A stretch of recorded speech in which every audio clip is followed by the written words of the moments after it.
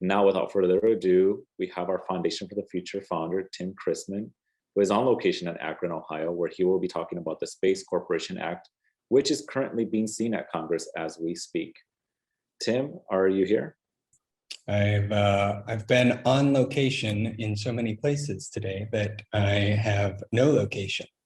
You're everywhere and nowhere all at once. Exactly.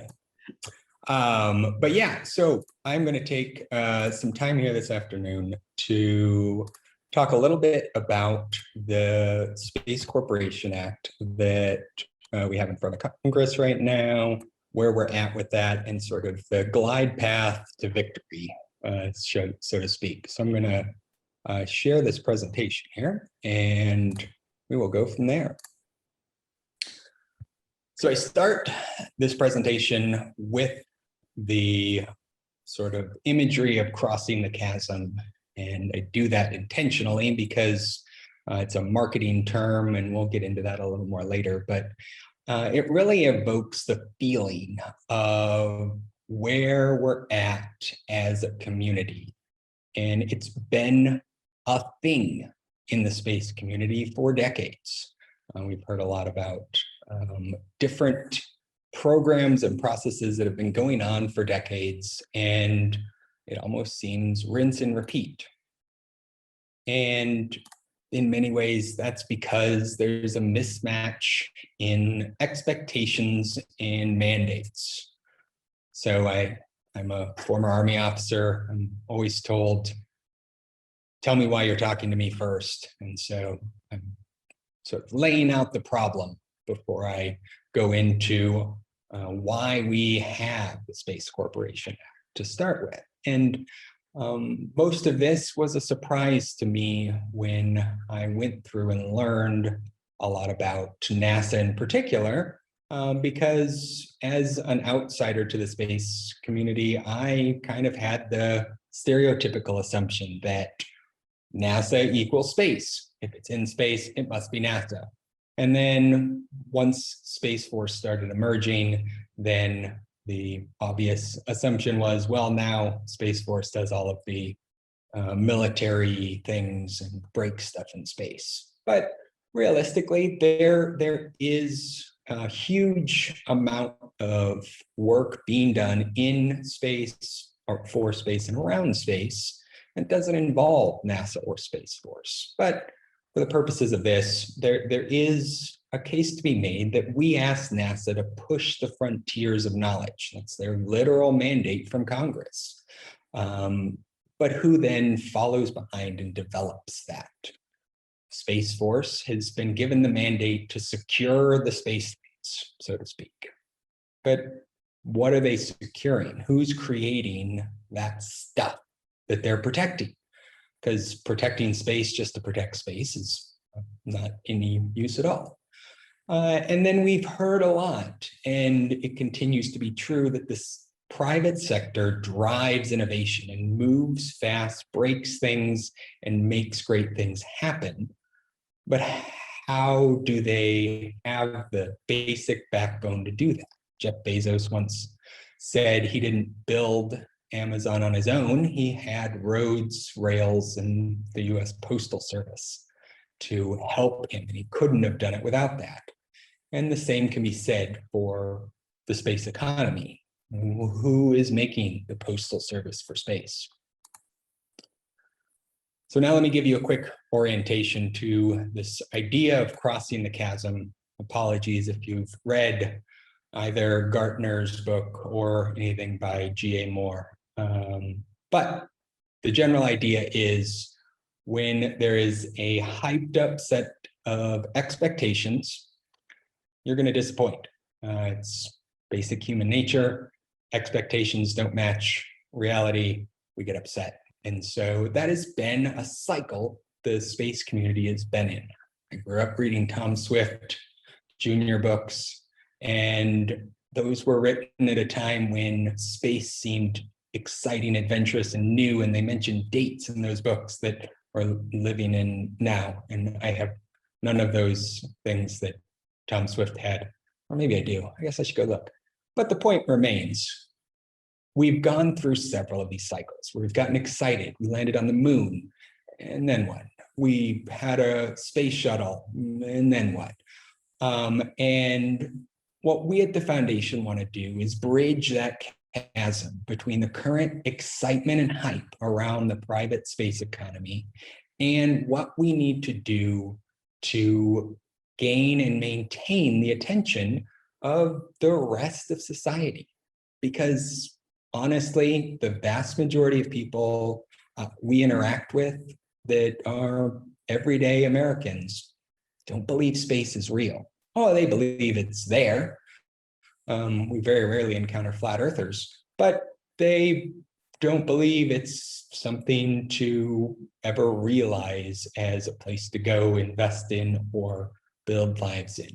And so we have to bridge that gap. And we do that through, as Jeff Bezos pointed out, things like the Postal Service. And so that's why we talk infrastructure. And we talk infrastructure not just because civil engineers tell us to, but those, I'm told by civil engineers, are reliable people to talk to about infrastructure. No, we talk about infrastructure because that is a place for government to put its money that has an outsized effect on the growth of an economy. Dozens of studies over the years have shown there are places where government spending is useful. And when I say useful, I mean it returns more money to the economy than the government spends. There are places where it's useful and there are places where it's not. Infrastructure is one of those places where it is most effective.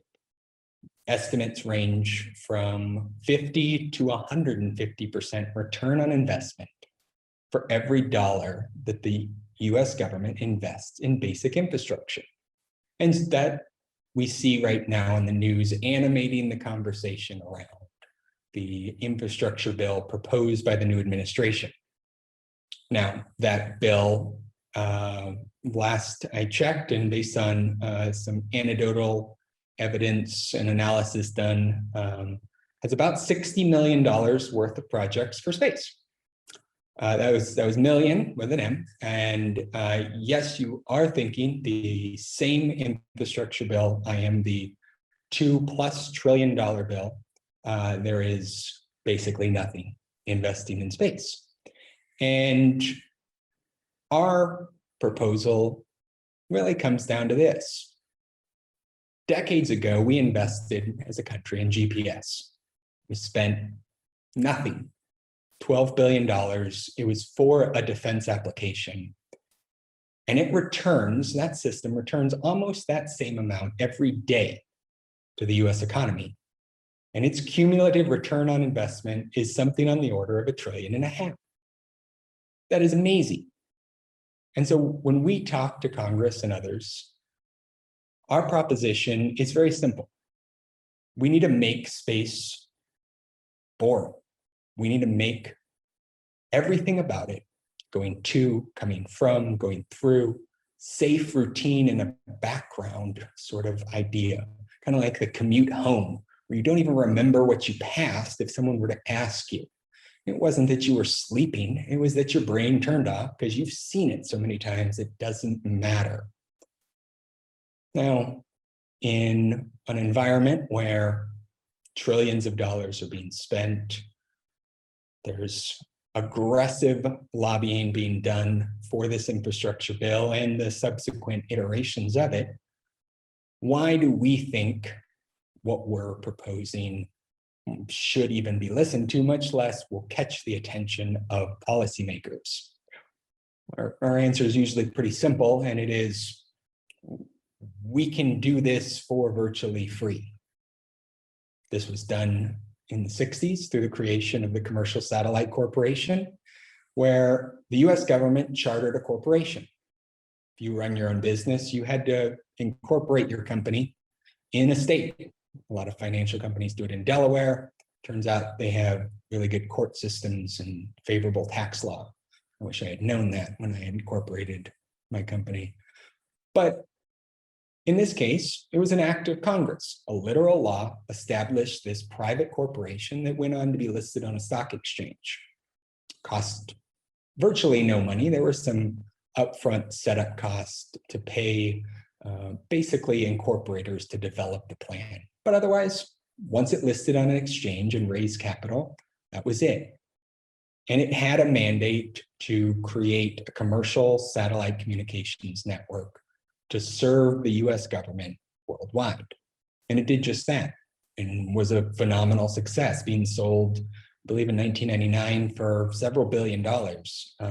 And our proposal to Congress is it's time for ComSat 2. This one with a broader mandate and more aggressive timeline. Mandate to create space infrastructure, expand sustainable employment throughout the US economy in such a way that we truly can realize that every job can be a space job. Just like in the 90s, when cyber evangelists were saying, look, the internet's a thing, it's just going to be internet jobs in the future. We laughed. Morgan Stanley and Goldman Sachs analysts are already starting to say the same thing about space. Maybe it's time we don't laugh.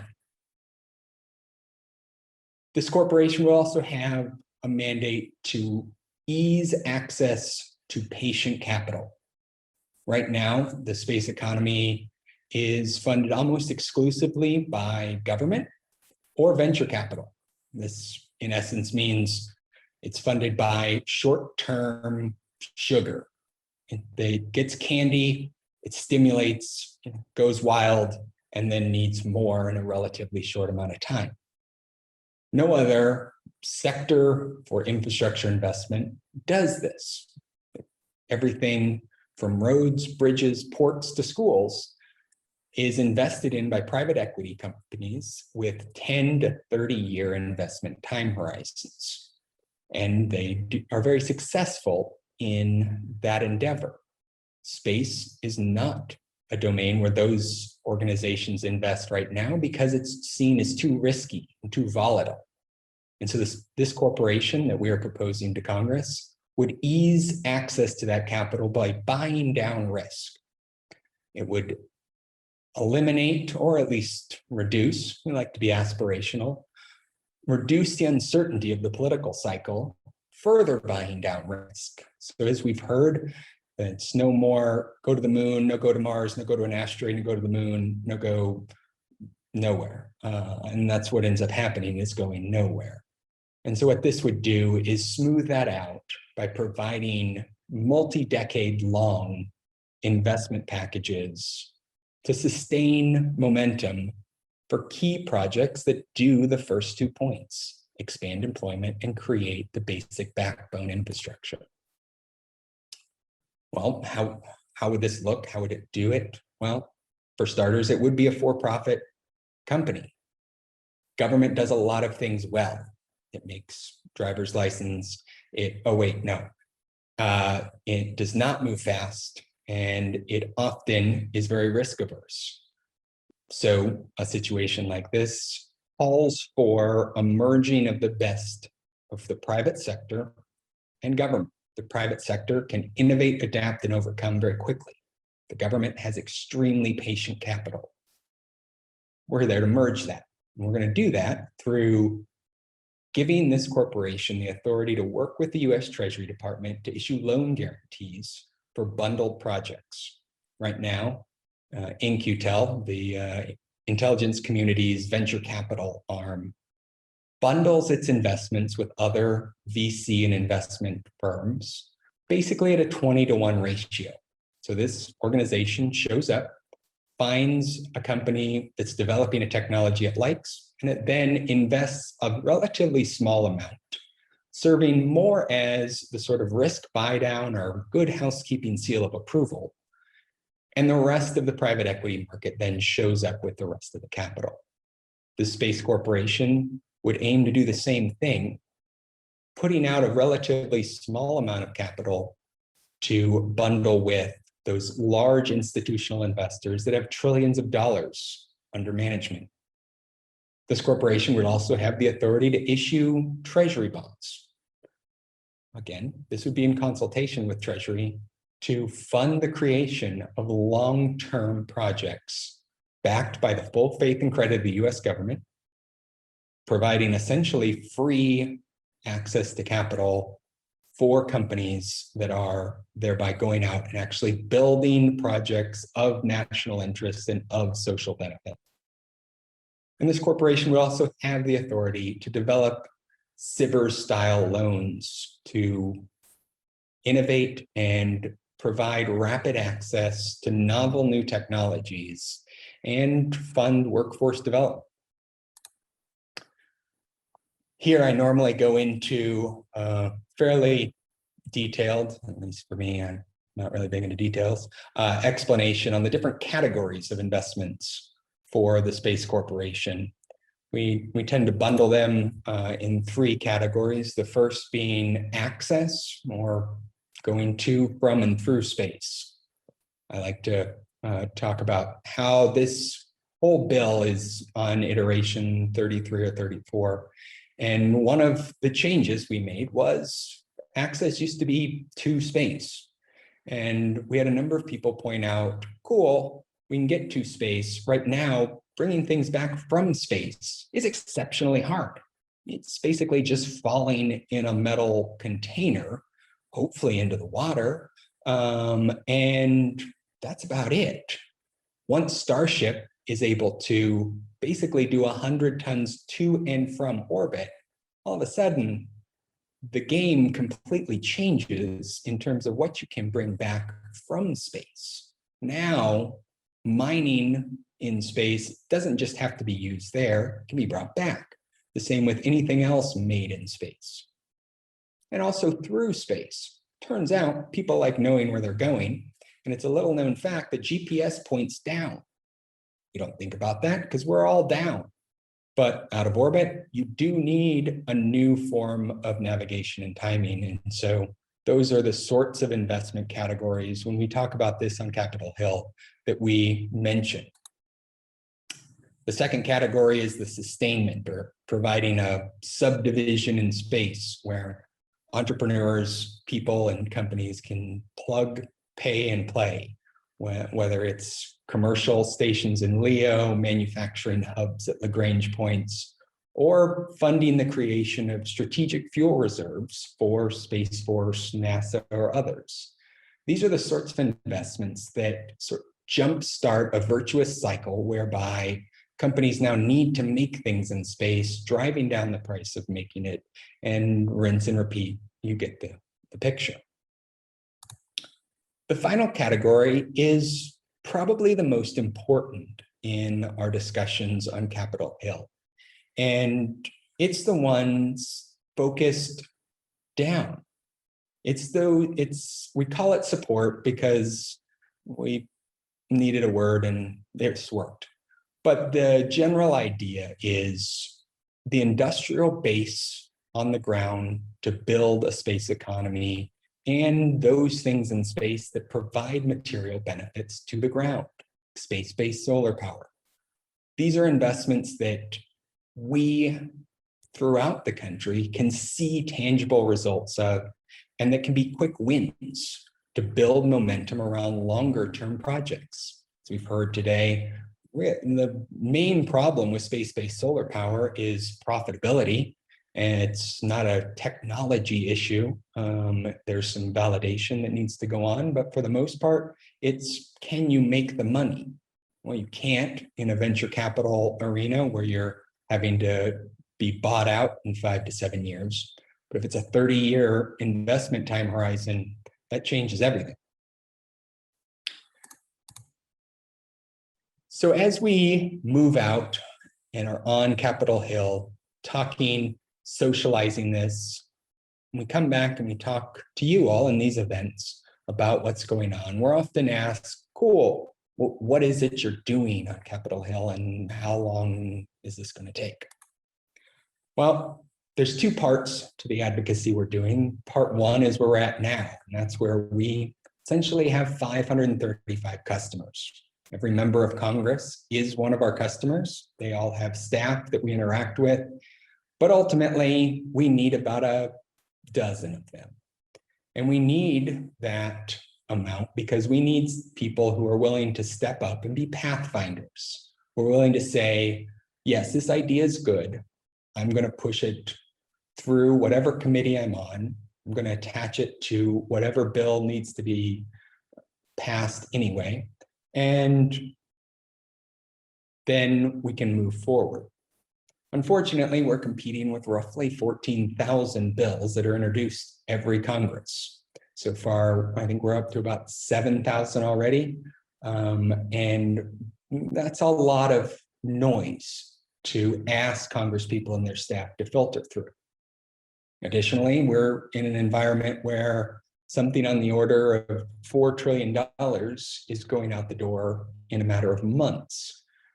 That produces a sort of risk aversion to new money outlays or anything that appears to ask for additional appropriations. And so our pitch comes down essentially to, you can create a tool that will unleash an entire sector of the economy for less than the price of a cup of coffee every day. It's not a great pitch, but it at least gets attention, and then we can deliver the rest of what we're talking about. And that's where phase 2 comes in. Once we've created this organization, once we're standing up the Space Corporation, then we have to authorize at least some sort of operational expense for the setup of the corporation. Obviously, the more that's appropriated, the less dependent the Space Corporation would be on any capital raise in the markets. But ultimately, that's a heavier lift. And we're targeting a smaller subset of Congress, those members of the House and Senate Appropriations Committees who essentially have the ability to kill or create funding proposals. Now, we don't know what the competition is for the Space Corporation when it gets to this part, but quite likely it will be competing with major projects that have key constituencies across the country. It'll be in a time when new earmarks are coming back. These are the sort of member-driven investments that had a number of scandals in the past, but essentially give the ability for Congresspeople to direct funding for their districts. We're also in an environment where if I say something and I have the wrong letter after my name, those with the other letter decide I am the spawn of Satan. Now, space is unique in this hyper-partisan environment. Bill Nelson was just sworn in as the new NASA administrator, and Jim Bridenstine was right there with him, as were other members of the former NASA team. And Bill said this when he was asked about it. He said, "Space is nonpartisan. Jim did amazing work while he was here. I hope to be able to continue that." That's the sort of thing we want to hear from public servants. It shouldn't be a constant knife fight. We want people to say, this was good, this was bad, this is how I'm going to build on it, instead of trying to go back and forth bickering. But ultimately, our value proposition in this phase is we're a pay it and forget it sort of proposal. This is not a coming back to Treasury constantly. This is a once and done sort of COVID stimulus sort of bill, although basically with a fraction of the price tag. And then you now have tools that unlock national security and innovation, like what we talked about with General Quast earlier. So that gets us to you. How can you help? Well, as we've mentioned a couple times today, we have an open letter to Congress that we're circulating in the space community right now. Companies like Lockheed and Boeing are reviewing it. Several dozen companies have already signed on. If you run or are a senior member of a space organization that we've not yet talked to, and you're interested in throwing your weight behind this open letter, please reach out to me reach out to Lila, reach out to any of the team. The letter essentially says, we need to invest in space infrastructure. Here's a proposal to do just that. You should consider it, Congress. It doesn't say, I'm selling my firstborn child to support this bill. No, we know that whatever is done in terms of investing in space infrastructure is better than where we're at. And that's what we're trying to get to. The second thing you can do is contact your congressperson. We need help advocating to congresspeople and their staff. We need pathfinders in every state who are willing to stand up and say, yes, I'll talk to my congressperson. If needed, I'll write to them. So again, if you're interested in that, please let me know. The final one is we need a broad financial base to support us as we go forward. And so whether it's corporate membership, where you are able to sponsor events and the foundation as a whole, or charitable donations. Since we are a 501c3, we're able to provide tax benefits to donors that then enable our activity, whether it's workforce development, scholarships, or advocacy. Ultimately, these three all work together because the only way we're making space real is by exceeding the threshold of credibility to such an extent that we are seen as super credible, and then we can then reach across the chasm and make space real for the rest of us. I'll end there and leave the last 40 seconds for questions. I yield the balance of my time, Leah. We have Gary who asked, who introduced the Space Corporation Act? Like, how did this come about? Can you talk a little bit just in the last couple of seconds? If you can, I know like, there's not a lot of time, but a little bit more of like the inspiration behind such a critical act such as this one.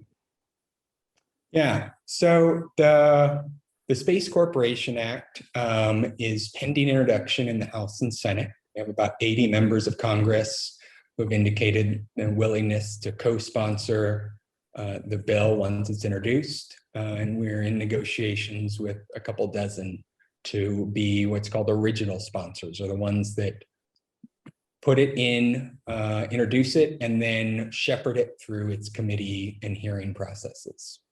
Some background on the bill, it emerged over the last year or so by taking the Commercial Satellite Corporation Act, taking the Tennessee Valley Authority Act, and merging those together with other congressional acts for the Overseas Private Investment Corporation, and sort of making a blend of the best tools that have been used for ambitious infrastructure projects, while then whittling away the regulatory or other irrelevant pieces.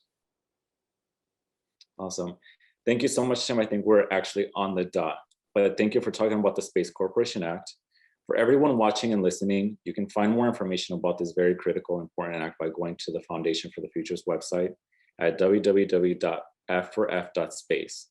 As Tim mentioned, the Space Corporation Act gives access to everyone, not just private establishments, to space. This is why we talk infrastructure and its importance and benefits that it gives us to continue to advance. Throughout Conversations for the Future today and tomorrow, we will be talking more about the acceleration of space infrastructure with the help of this bill. We will also host Infrastructure for the Future, a Foundation for the Future, with co-host Kevin O'Connell, former Director of Office of Space Commerce. Infrastructure for the Future will continue the conversation and critical discussion of having America lead in space again. Don't miss this event Monday, May 10th by RSVPing on Foundation for the Future's website at f4f.space to watch it live. And as always, thank you for joining us for Conversations for the Future, powered by Foundation for the Future. Conversations for the Future is a nonpartisan event about near Earth space infrastructure from now to 2035. F4F is dedicated to the creation of a public-private partnership for space infrastructure development. To support this cause or to sponsor one of our events, please visit our website at www.f4f.space. That's the number 4. We're grateful for the support of our corporate and individual partners.